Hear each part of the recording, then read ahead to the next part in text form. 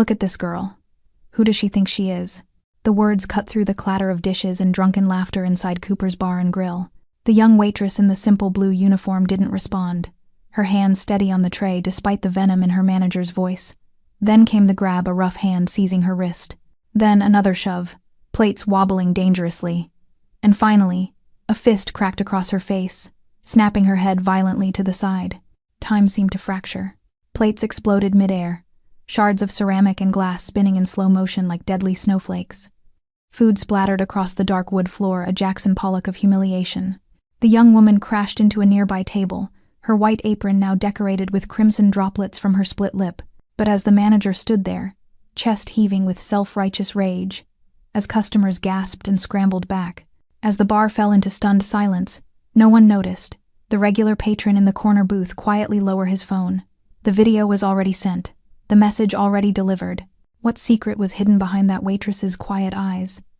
And how could a single punch inside a neighborhood bar summon the most dangerous man in the city? If you're hooked in and want to enjoy this story, go ahead and subscribe, and drop a comment letting me know where you're watching from. It's always amazing to see where everyone's watching. Plus, tomorrow I've got another incredible story lined up, and you definitely don't want to miss it. Alright, back to the story.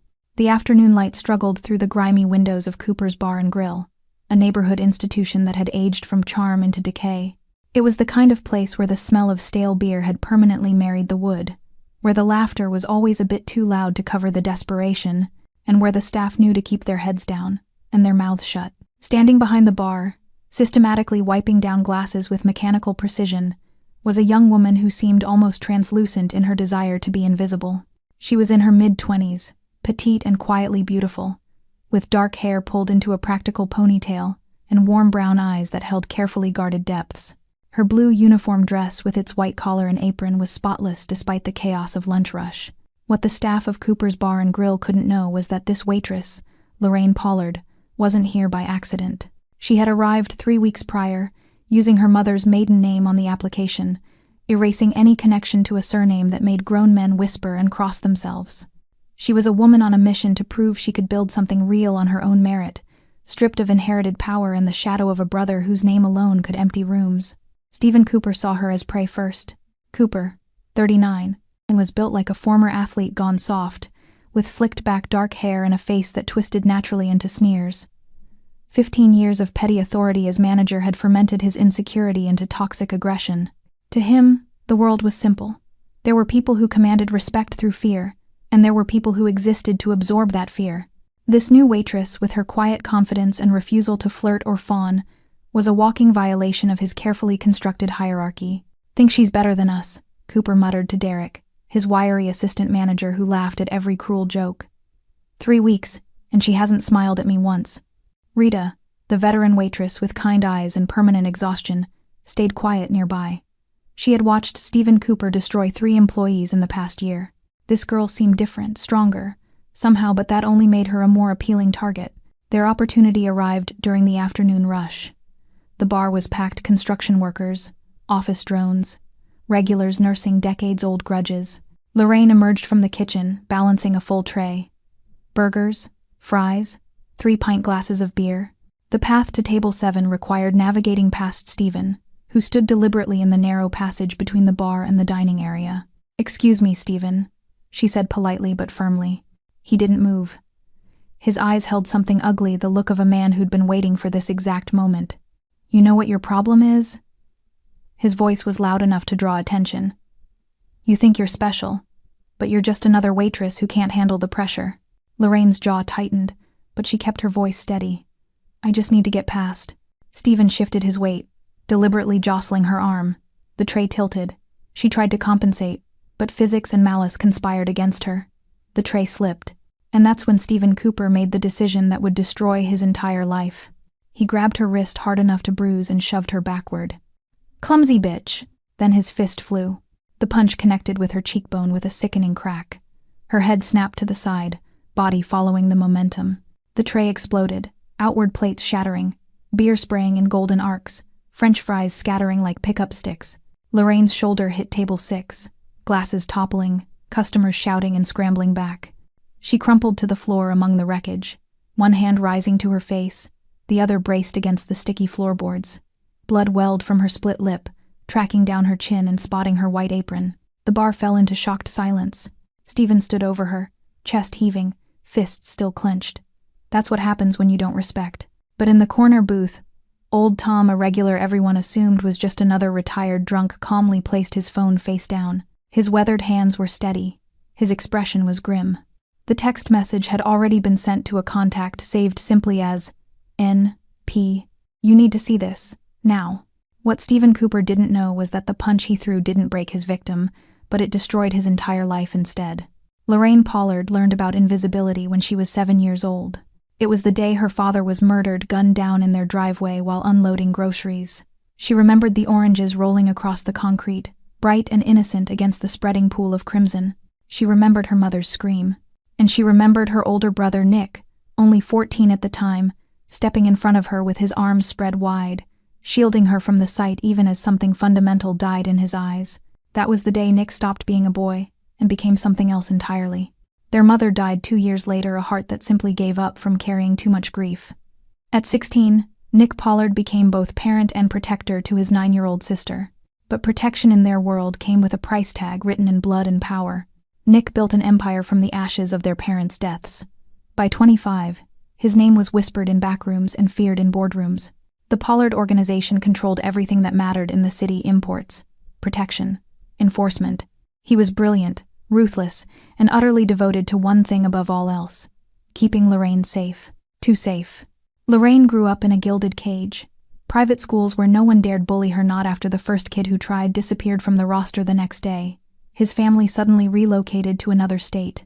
Birthday parties where children came because their parents were too terrified to decline the invitation. College where professors gave her grades she didn't earn, too afraid of what her last name meant. She never asked for any of it. She begged Nick to stop, to let her live normally. But every time, he would pull her close, kiss her forehead, and say the same thing. I already lost Mom and Dad. I will burn this entire city down before I lose you too. It was love. Suffocating, absolute, terrifying love. So, at 24, Lorraine made a decision. She would disappear not from Nick's life, but from his shadow.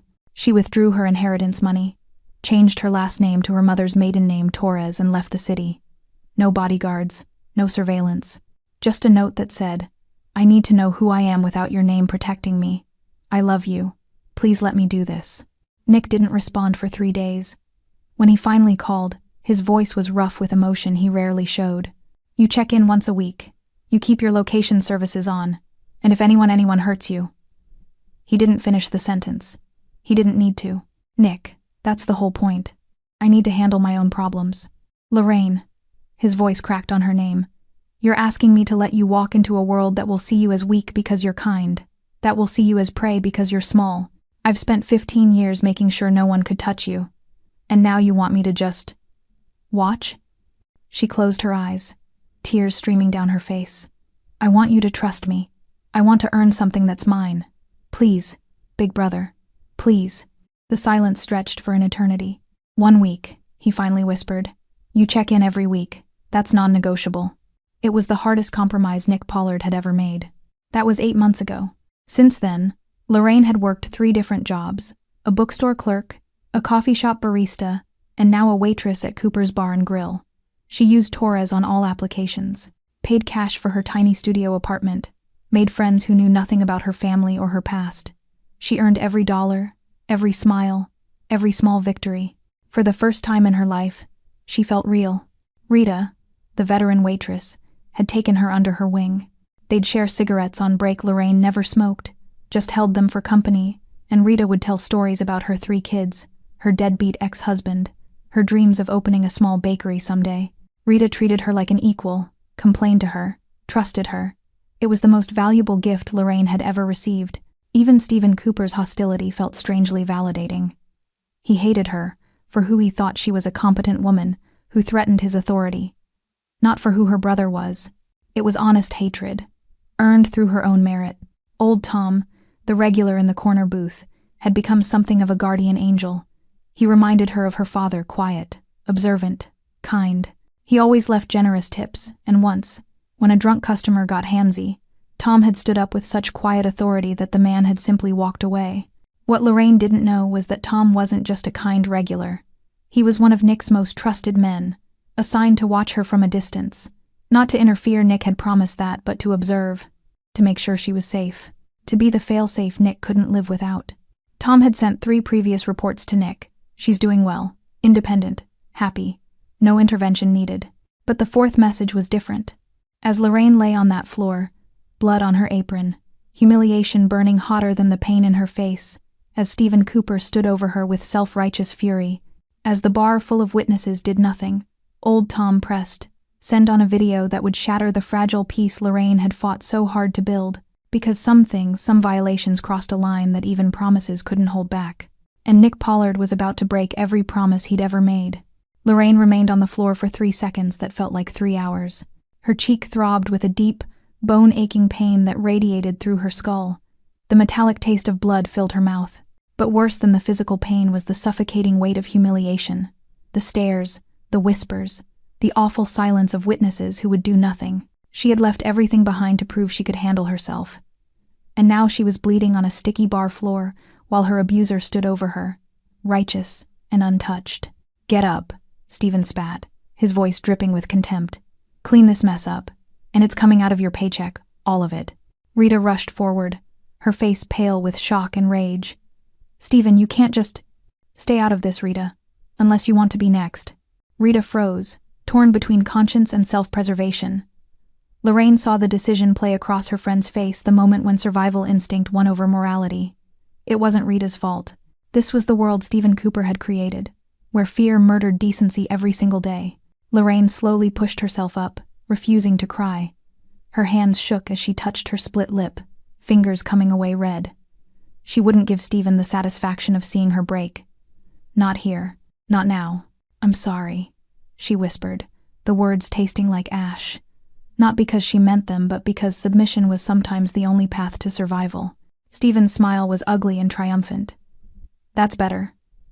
Now clean." His phone rang, then Derek's, then Rita's, then phones throughout the bar started buzzing in a cascading wave of notifications. Stephen frowned, pulling out his phone.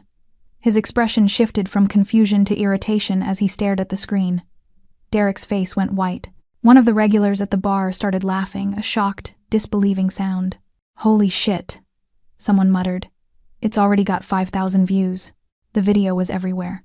3 miles away, in a penthouse office overlooking the city's glittering skyline, Nick Pollard's phone vibrated on his mahogany desk. He was in a meeting, 3 men in expensive suits discussing shipping routes and territorial agreements. These were discussions that shaped millions of dollars, that determined who lived and who disappeared. Nick listened with half his attention, his mind already on the next problem, the next threat, the next move in an endless chess game. Then his phone lit up, Tom's name on the screen. Tom never called during business hours, never sent messages unless it was critical. Nick felt something cold slide down his spine, instinct honed by years of surviving impossible odds. He held up one hand, silencing the room mid-sentence. 3 hardened criminals fell silent instantly, recognizing the shift in their boss's demeanor. Nick opened the message. Saw the video file. Pressed play. The world stopped. He watched his little sister, his Lorraine, his responsibility, his reason for building this bloody empire get shoved. Watched her struggle with the tray. Watched a man's fist connect with her face with sickening clarity. Watched her fall among shattering plates and spreading blood. The phone creaked in his grip. "Boss?"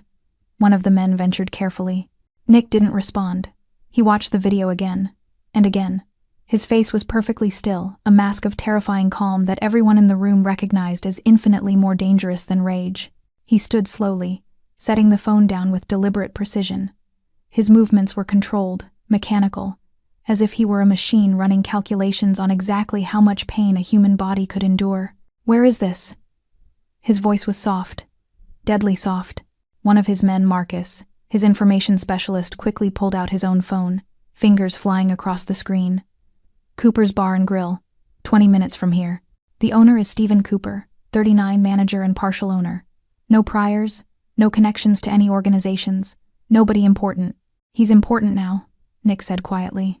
He walked to the coat rack, pulled on his jacket with methodical care, rolled up his sleeves precisely to his elbows, revealing the intricate tattoos that marked his arms art.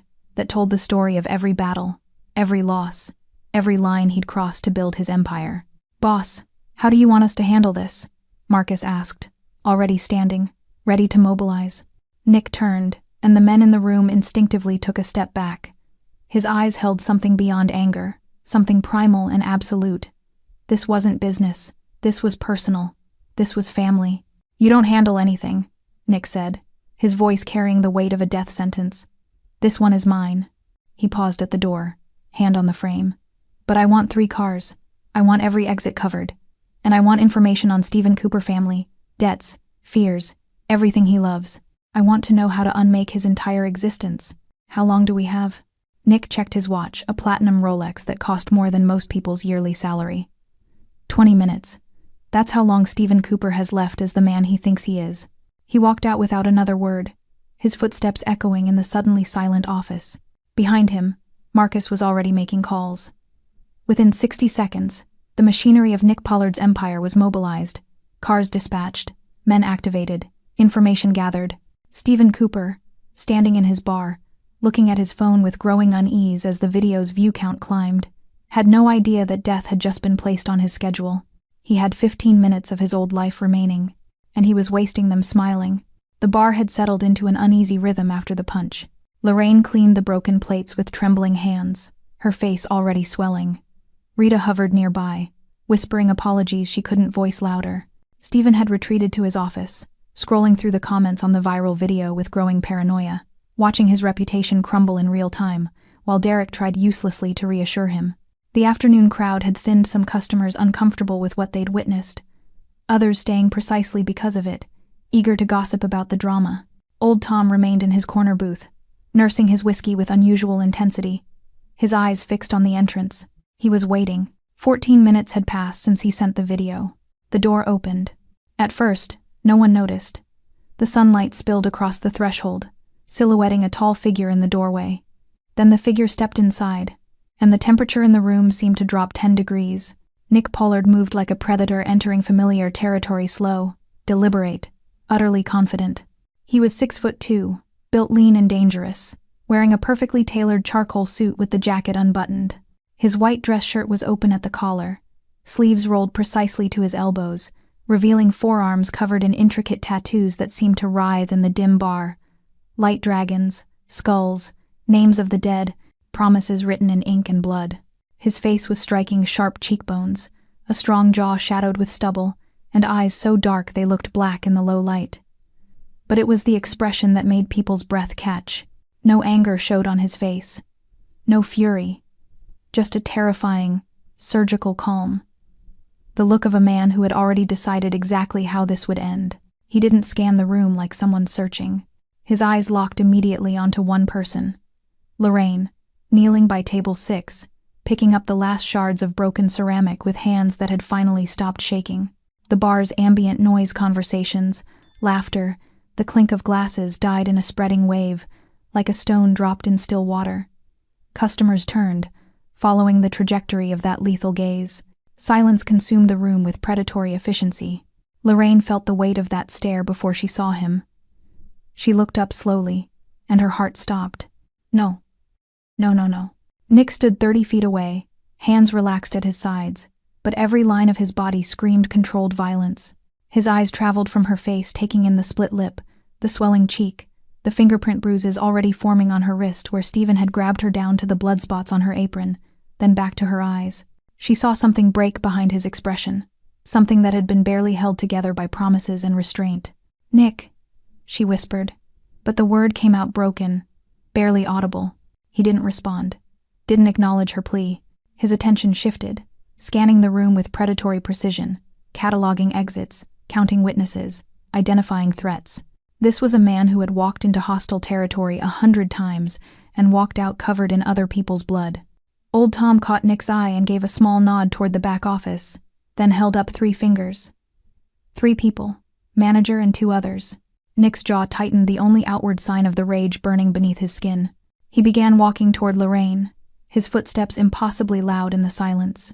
Customers scrambled out of his path without conscious thought, bodies recognizing danger before minds could process it.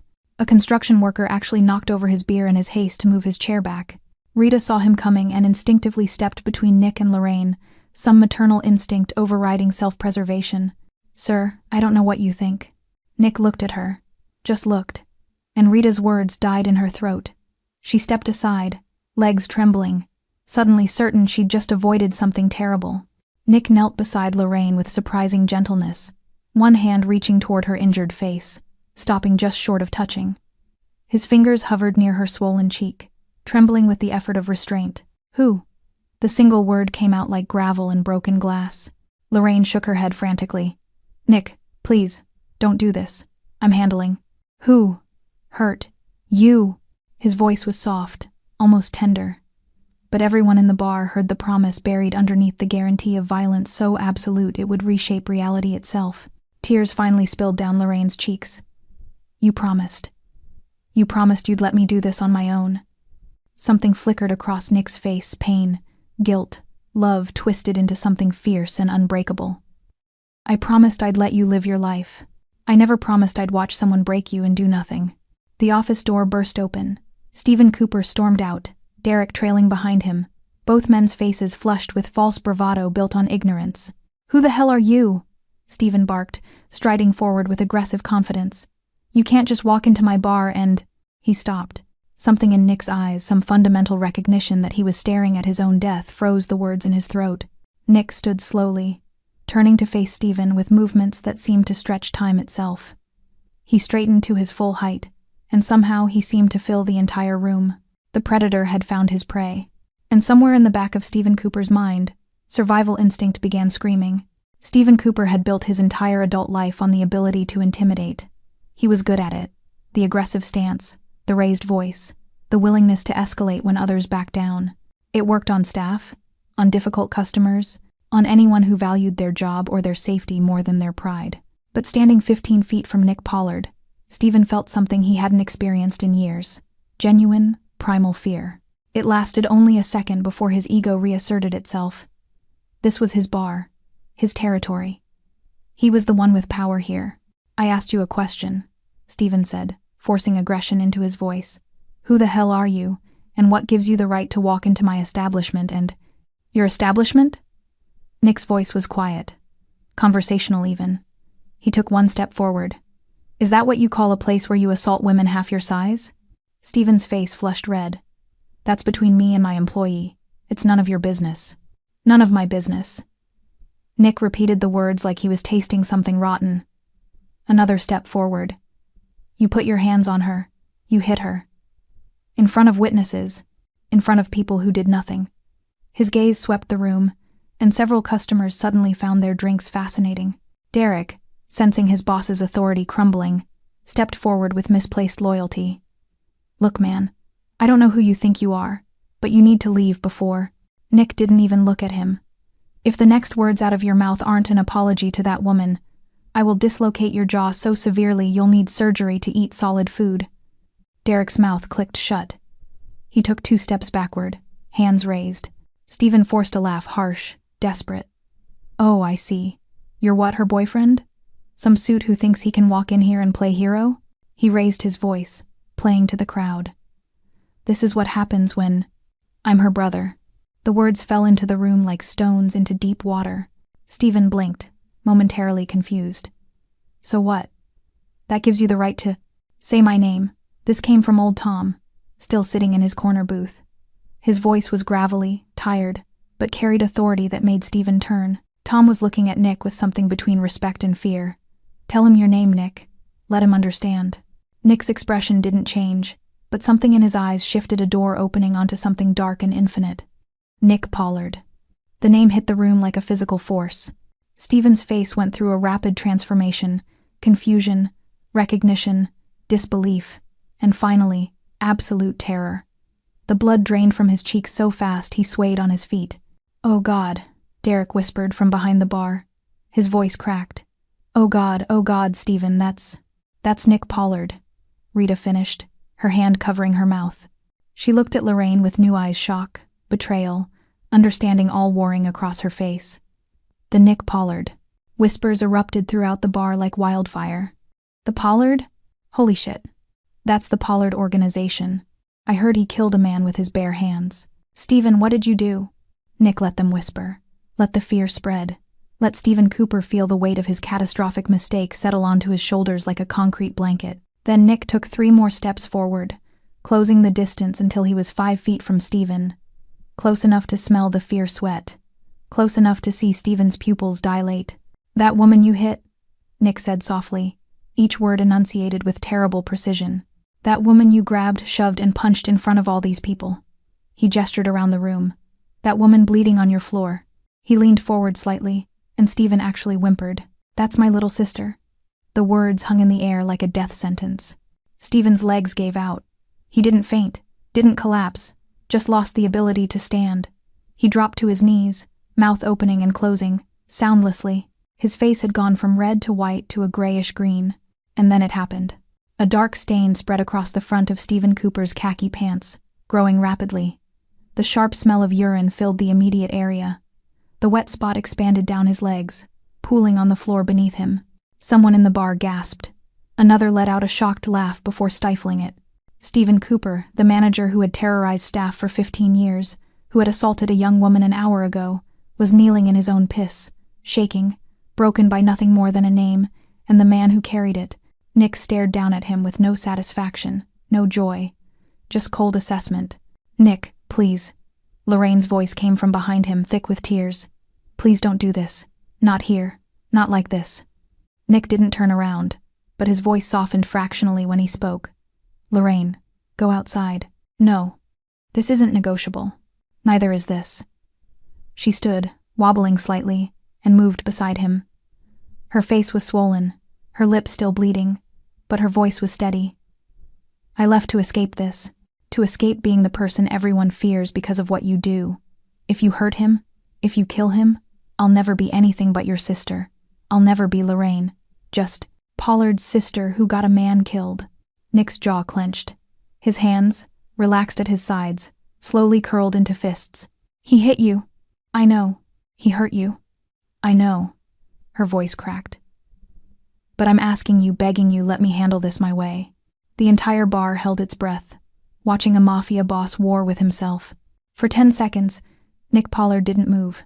His entire body was a coiled spring of violence, every muscle locked in place by willpower alone. He stared down at Stephen Cooper, trembling, soaked in his own urine, reduced from predator to prey in the span of minutes, and something ancient and furious demanded satisfaction. But Lorraine's hand touched his arm. Gentle, trusting. Please, she whispered. Let me keep my life. Nick closed his eyes, breathed in slowly through his nose, out through his mouth. When he opened his eyes again, the murderous edge had been filed down to something different, still dangerous, but controlled, redirected. He looked at Stephen with cold calculation. You want to handle this your way? He asked Lorraine, not taking his eyes off the manager. Yes, then I'll give you that. Nick's voice dropped to something quiet and terrible. But he doesn't get to walk away from this like nothing happened. He doesn't get to pretend this was just a mistake. He crouched down, bringing himself to Stephen's eye level. Do you understand what I'm offering you? Stephen could barely form words. What? A choice. Nick smiled, and it was the most terrifying expression anyone in that bar had ever seen. Option 1. You face the consequences of your actions through legal channels. Assault charges. The viral video as evidence. Civil lawsuit. You lose your business, your reputation, probably serve time. It's public. It's humiliating. But you walk away breathing. Stephen nodded frantically. Yes, I'm not finished. Nick's voice cracked like a whip. Option 2. We go outside. Just you and me. We have a conversation about respect, about power, about what happens to men who hurt women. It'll be quick. Relatively. He paused. But you won't be coming back inside. The room understood. Option 2 was a death sentence delivered with clinical precision. Stephen's face crumpled. Tears and snot ran freely down his face, mixing with the sweat of pure terror. Please, I didn't know. I swear, I didn't know who she was. That's the problem. Nick stood abruptly, towering over him. You didn't hit my sister because you knew who she was. You hit her because you thought she was nobody. Because you thought she was powerless. Because you believed you could. He turned, addressing the entire bar, his voice carried to every corner, commanding absolute attention. Everyone in this room saw what happened. You watched him assault her. Some of you recorded it. Most of you did nothing. His gaze swept across customers who suddenly couldn't meet his eyes. You're all complicit, but you're also witnesses. And here's what's going to happen next. Nick pointed at Stephen. He's going to apologize. Not to me. To her. A real apology. The kind that comes from understanding exactly how badly you've failed as a human being. Stephen looked up at Lorraine, his face a mask of terror and shame. He opened his mouth, but only a strangled sound emerged. Out loud. Nick said softly. With words. Or we move to option 2. Stephen crawled forward on his knees, leaving a trail of urine on the floor. The humiliation was complete, the powerful reduced to something pitiful and broken. He stopped a few feet from Lorraine, unable to even look at her face. I'm sorry. His voice was barely audible. Louder, Nick commanded. Everyone needs to hear this. I'm sorry. Stephen's voice cracked. I'm sorry for hitting you, for grabbing you, for all of it. I was wrong. I was so wrong. Please. His voice dissolved into sobs. Lorraine looked down at him, emotions warring across her face. Pity, disgust, sadness. Not for him for what this moment represented. The loss of her anonymity, the end of her experiment in independence. I don't forgive you, she said quietly, and I don't accept your apology. What you're sorry for is getting caught, for facing consequences. She looked at Nick, then back at Stephen. But I won't let my brother kill you. Not because you deserve mercy, but because I deserve better than carrying that weight. Nick stepped beside her, presenting a united front. Here's how this ends, he said. You sign over management of this bar to Rita, effective immediately. You'll sell your ownership stake to her for $1. I'll provide her the financing for the rest. You'll plead guilty to assault charges when they're filed. You'll make no excuses, no justifications. He leaned down, voice dropping to something only Stephen could hear. And if I ever hear your name associated with another woman being hurt, if I hear you violated the restraining order that's being filed tomorrow, if you so much as breathe in my sister's direction, option 2 comes back on the table. Permanently. Do we understand each other? Stephen nodded violently, unable to speak. Say it. I understand. I understand. Nick straightened, adjusting his cuffs with deliberate calm. He looked at Rita, whose face was still frozen in shock. You're the new manager. Congratulations. Anyone have a problem with that? Silence. Then someone started clapping slow, scattered applause that grew until half the bar was clapping. For Rita, for Lorraine, for justice served cold. Nick took Lorraine's arm gently. Come on, let's get you to a hospital. Nick, we'll talk, later. Right now, you need medical attention. As they walked toward the door, Stephen remained on the floor, broken and weeping.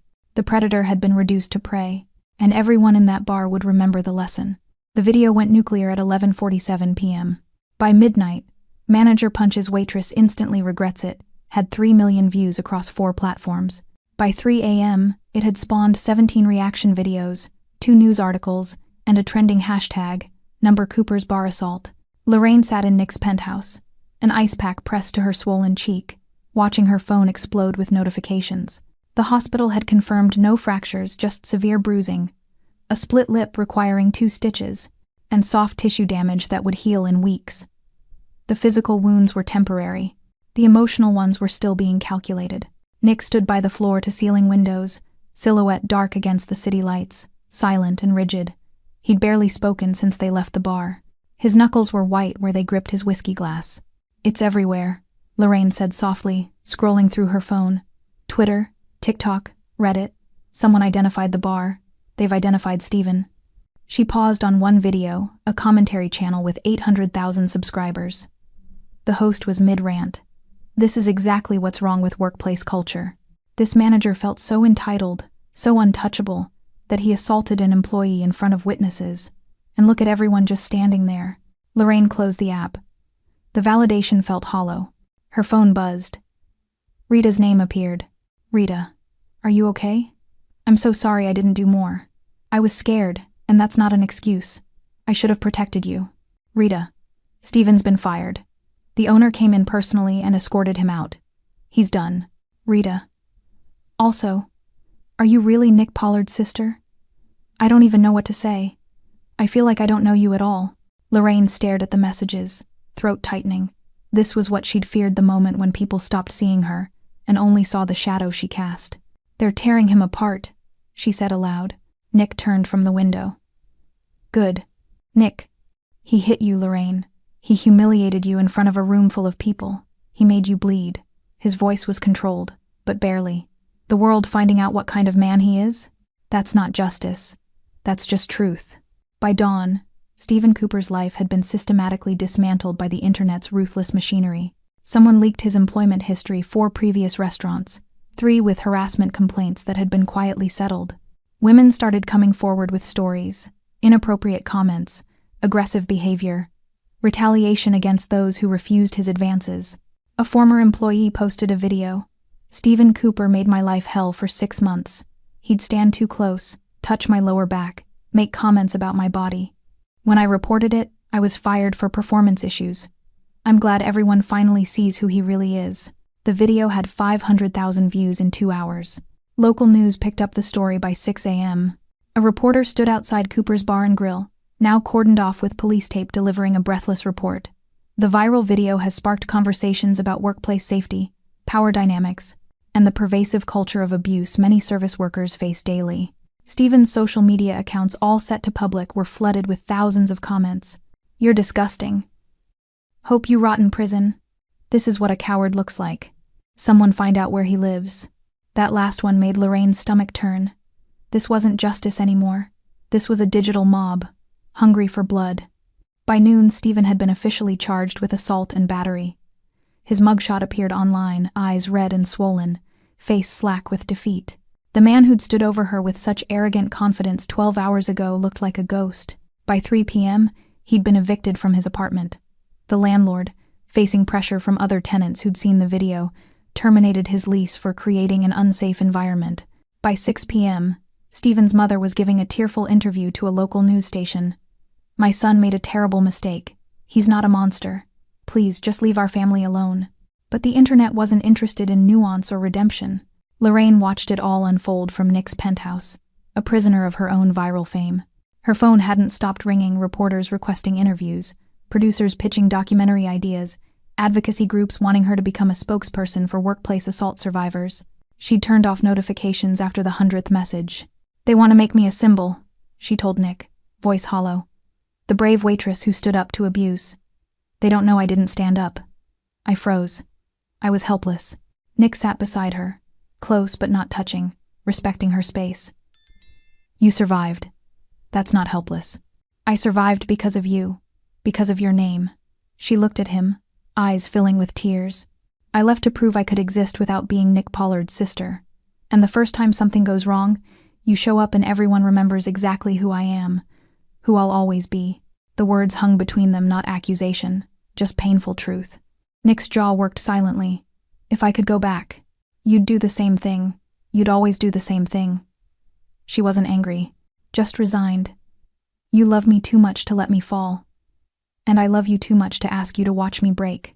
Outside, the city continued its relentless transformation of Stephen Cooper from person to cautionary tale, from abuser to destroyed. But inside that penthouse, 2 siblings sat in the ruins of a promise neither had been able to keep. The silence between them stretched for 3 days. Lorraine stayed in Nick's penthouse not because he asked, but because reporters had found her apartment and camped outside with cameras and microphones. Her face was healing, the swelling reduced to a yellowish bruise that makeup could almost cover. The physical damage was fading. The rift between her and Nick was growing. He gave her space, something that clearly tortured him. She'd catch him standing in doorways, watching her with an expression of such profound pain it made her chest ache. But he never pushed, never demanded conversation, just hovered at the edges of her exile, a guardian she hadn't asked for but couldn't escape. On the 4th morning, Lorraine found him on the balcony at dawn. He stood at the railing, still wearing yesterday's clothes, a half-empty bottle of whiskey on the table beside him. He looked exhausted, not physically, but spiritually, like he was carrying weight that was finally breaking him. She stepped outside, the morning air cool against her skin. For a moment, neither spoke. "I ruined it, didn't I?" Nick's voice was rough, broken. "Your fresh start. Your chance to be someone other than my sister. I destroyed it in 5 minutes." Lorraine leaned against the railing beside him, staring out at the city waking below. You saved me. Same thing, apparently. Nick. No, let me. He turned to face her, and she was shocked to see tears in his eyes. Nick Pollard, the man who'd built an empire on fear and violence, was crying. I've spent 15 years trying to protect you. From everything. From the world that killed Mom and Dad. From people who'd use you to get to me. From anyone who'd see you as weak or vulnerable or less than you are. His voice cracked. But I never protected you from myself. From what I am. From the cage I built around you that I called love. Lorraine felt her own tears start. You did what you thought was right. I smothered you. The words came out like a confession torn from his soul. You were 9 years old when Mom died. 9. And I decided that I'd never let anything hurt you again. I built this empire with blood so you could go to good schools. I destroyed people who looked at you wrong so you could feel safe. I became a monster so you wouldn't have to be afraid. He laughed a broken, bitter sound. But the thing I never realized, the thing I was too stupid and arrogant to see, you weren't afraid of the world. You were afraid of never being more than my shadow. Lorraine wiped her eyes, but the tears kept coming. I know why you did it. I've always known. You were a child trying to protect another child, and you did the only thing you knew how. You became what the world demanded, something terrifying enough that nothing could touch us. She took his hand, scarred, calloused, stained with years of violence, and held it between both of hers. You gave me everything, Nick. Education, safety, a life without fear. But you never gave me the chance to fail, to struggle, to prove I could survive something on my own. And then Stephen Cooper happened, Nick said bitterly. And then Stephen Cooper happened, she echoed. And I did fail. I froze. I got hurt. And my big brother showed up and fixed it just like he always does. Nick pulled his hand away, turning back to the city. So what now? You go back to hating me? Resenting me? Running away every time I try to keep you safe? Is that what you think? Lorraine's voice sharpened. That I hate you? You should. Well, I don't. She grabbed his arm, forcing him to look at her. I love you. I've always loved you. You're my brother, my protector, the person who sacrificed everything so I could have a childhood after ours was stolen. But loving you and needing space from you, those aren't contradictory. Nick's face twisted with pain. I don't know how to love you without protecting you. Then learn. Her voice was firm but gentle. Because I'm not 9 anymore, Nick. I'm 25. And I need to know I can survive this world, not because you've eliminated every threat, but because I'm strong enough to handle what comes. Even if it means watching you get hurt? Even then. Nick closed his eyes, and when he opened them, something had shifted. Not surrender, transformation. After Mom died, do you know what I promised her? At her grave? Lorraine shook her head. I promised I'd give you the life she wanted for you. Normal. Safe. Happy. His voice was barely a whisper. I've spent 15 years keeping that promise. But maybe what Mom really wanted was for you to choose your own life. Not the one I built. The one you build. He looked at her directly. Really looked at her. And she saw the boy he'd been 14 years old. Terrified. Responsible for a 9-year-old sister in a world that had just murdered their parents. That boy had never healed. He'd just armored himself in violence and power. I'm sorry, Nick said, for suffocating you, for making you feel like you had to erase your own name to be free, for showing up at that bar and... His voice broke, for not being able to watch you bleed and do nothing. Lorraine threw her arms around him, and Nick collapsed into the embrace like a man who'd been holding himself together through pure willpower. His shoulders shook with silent sobs. 15 years of fear and love and guilt finally breaking through. I don't want you to do nothing, Lorraine whispered into his shoulder. I just want you to trust me to ask for help when I need it, to let me fall sometimes, to let me be imperfect and struggling and human. I don't know if I can. Then we'll figure it out together. Boundaries, communication, therapy probably. She pulled back, managing a weak smile. Lots of therapy.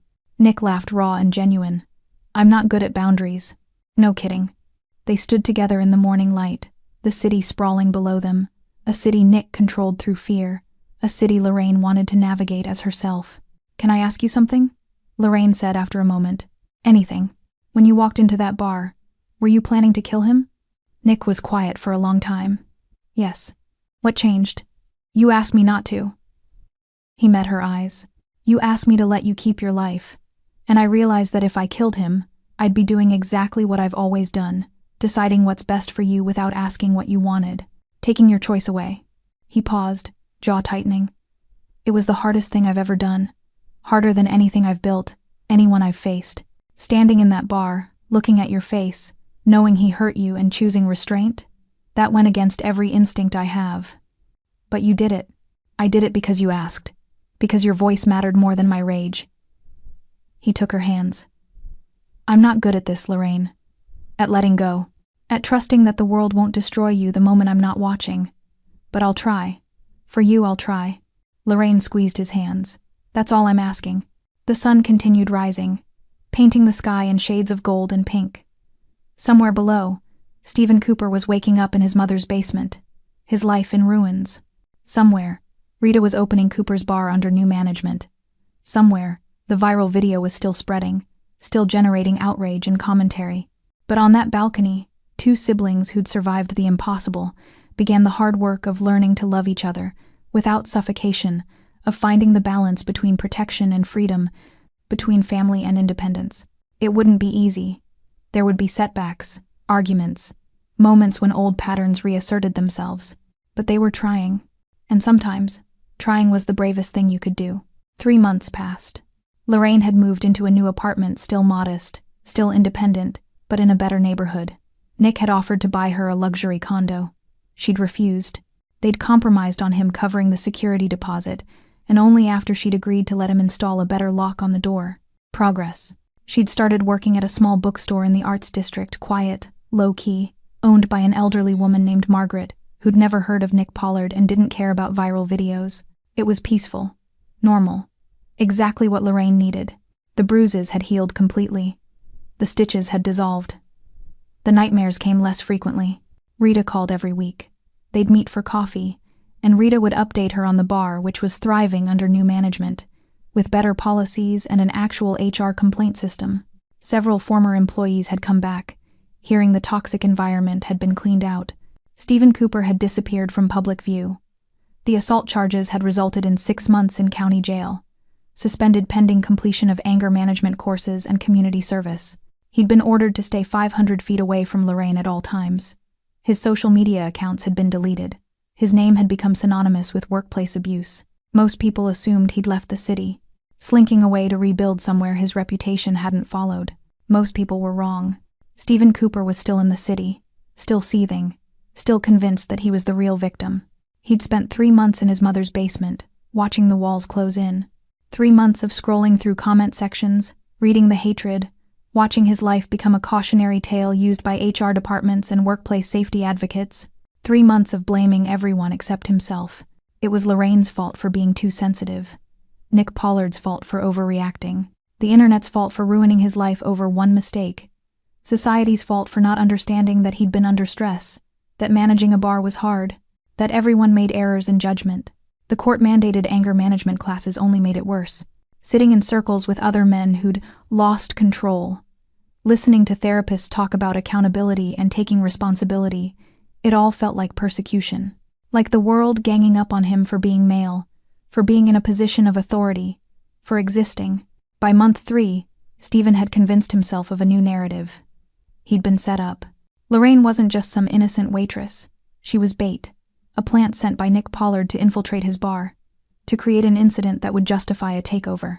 The whole thing had been planned from the beginning, the accidental spill, the recording, the viral video.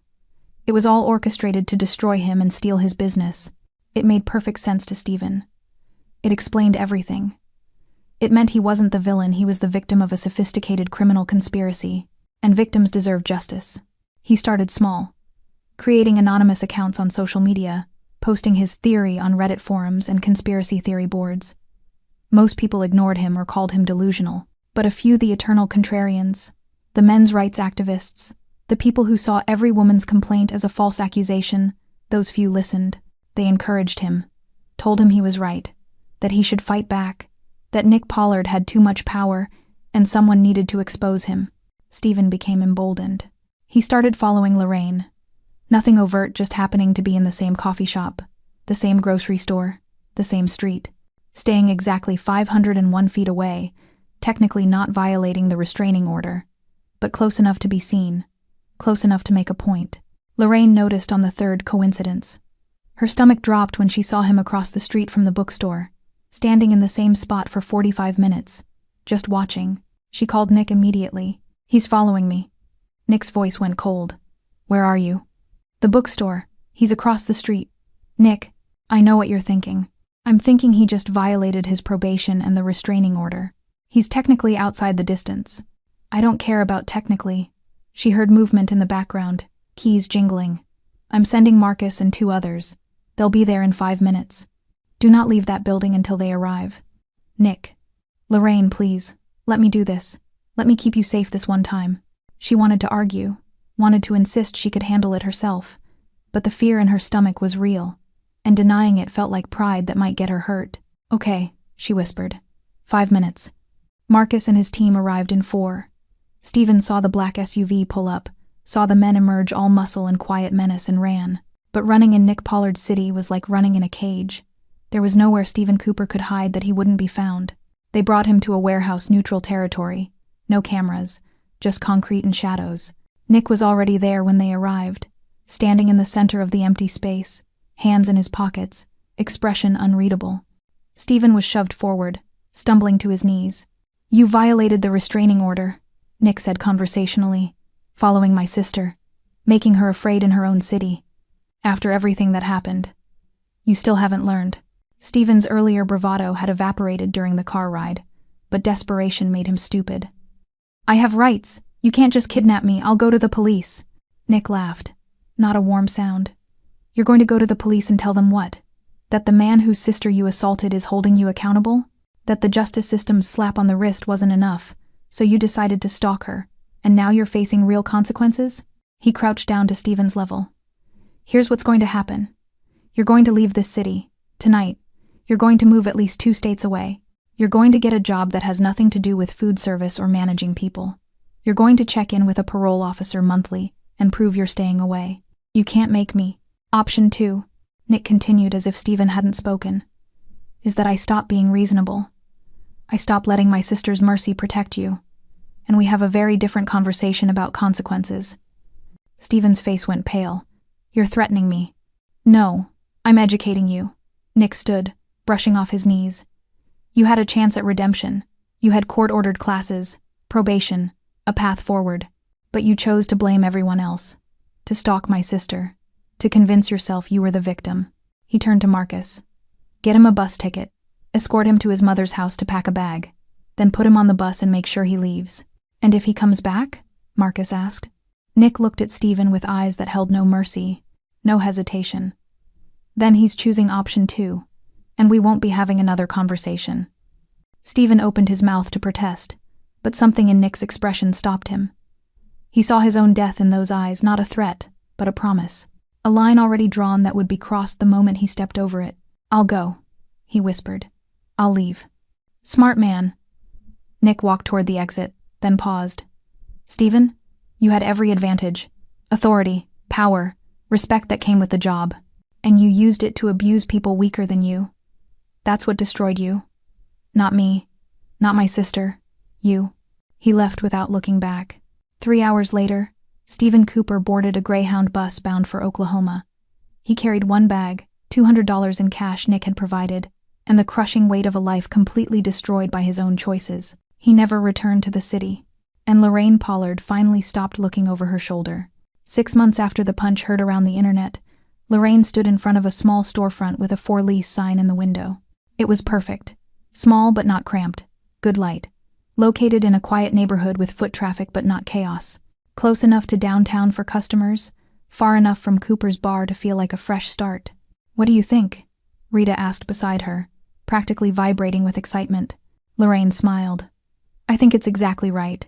They'd been planning this for months, a cafe and bookstore hybrid. Lorraine's dream combined with Rita's baking skills. A place that felt safe and warm, where people could read and eat and not worry about hostile management or toxic environments. They'd saved every penny. Lorraine from her bookstore wages. Rita from the modest profits she'd managed to generate at Cooper's before selling it to a restaurant group for a sum that left her tearful and grateful. Nick had offered to fund the entire venture. Lorraine had refused. They'd negotiated a compromise. He could be a silent investor for 10% equity, but she and Rita would maintain majority control and make all decisions. It had taken 3 arguments and 1 very tense dinner, but Nick had finally agreed. Learning to let go was a process for both of them. "We'll need to repaint," Rita said, already planning. "Maybe a warm cream color? And we should install better lighting. Oh, and shelving, lots of shelving for the books." Lorraine laughed. "We haven't even signed the lease yet. Details." Rita waved her hand dismissively. "I can already see it. The 2nd chapter. That's what we're calling it, right?" "The 2nd chapter," Lorraine repeated, tasting the words. A name that meant new beginnings, fresh starts. The idea that your story didn't end with 1 bad chapter, it kept going. They signed the lease 2 days later. The renovation took 6 weeks. Nick showed up on the 3rd day with a construction crew, a gift he insisted wasn't overstepping because every business needs contractors, and I just happened to know some. Lorraine had rolled her eyes but accepted the help. The cafe opened on a Saturday in late spring. The line stretched down the block, partly from genuine interest, partly from people who recognized Lorraine from the viral video and wanted to support her. She'd worried about being recognized, about being reduced to that waitress from the video forever. But most customers just ordered coffee and pastries, complimented the space, and treated her like any other business owner. A few asked for selfies. She politely declined. This wasn't about her trauma becoming a brand, it was about building something real. Rita worked the counter with fierce joy, her smile genuine for the first time in years. 3 former Cooper's employees had applied to work with them, all women who'd left toxic situations, who understood what the 2nd chapter really meant. Nick came on opening day. He didn't announce himself, just slipped in during the mid-morning rush and sat in the back corner with a newspaper and black coffee. Lorraine spotted him after 20 minutes and brought over a fresh pastry. "You didn't have to come," she said softly. "Yes, I did." He smiled, a real smile, soft and proud. "You did this, Lorraine. Not me. Not my money or my name. You and Rita built this from nothing. You helped. I provided contractors. You provided the vision, the work, the courage to try again after someone tried to break you." He stood, pulling her into a brief hug. "I'm proud of you. Mom and Dad would be proud of you." Lorraine's eyes filled with tears. "Nick, I'm going to leave now. Let you enjoy this without your overprotective brother hovering." He paused at the door, looking back. "But I'll be back next week, just as a customer, if that's okay." "That's more than okay."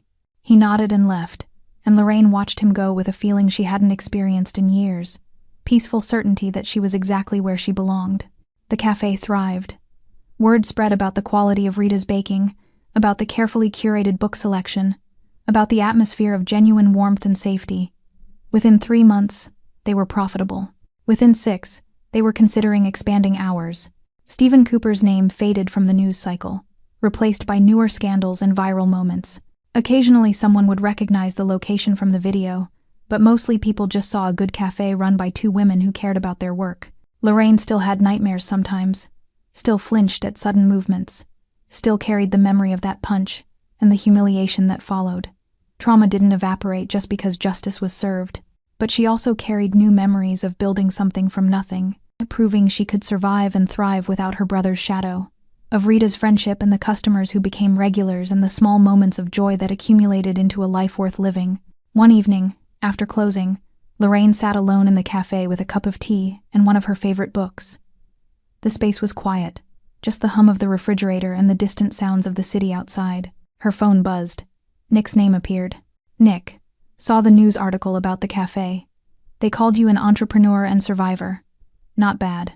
Lorraine, I prefer caffeine dealer and book pusher." "Nick, that works too. Dinner this weekend? Just family. No business. No bodyguards." Lorraine, "Perfect. I'll bring dessert." Nick, "Rita's lemon bars?" Lorraine, "Obviously." She set down her phone and looked around the space she'd built, the shelves she'd assembled, the menu she'd designed, the dream she'd refused to let die even after someone tried to break her. The punch Stephen Cooper threw didn't break Lorraine Pollard. It didn't define her or destroy her or reduce her to a victim in someone else's story. It became the catalyst for something better, a 2nd chapter written in her own words, on her own terms, with people who chose to stand beside her, instead of over her. And in the end, that was the best revenge possible. Living well, loving freely, and building a life that no one could take away. Because sometimes the person you underestimate isn't powerless. They're just waiting for their moment to show you who they really are. And Lorraine Pollard's story was just beginning. Thanks for sticking with this story till the end. If you enjoyed it, you're going to love the next one. It's packed with unexpected turns and heartfelt moments. Click the image on your screen to keep the journey going. And make sure to hit subscribe for more amazing stories. Drop a comment and rate this story from 1 to 10. I can't wait to see what you think.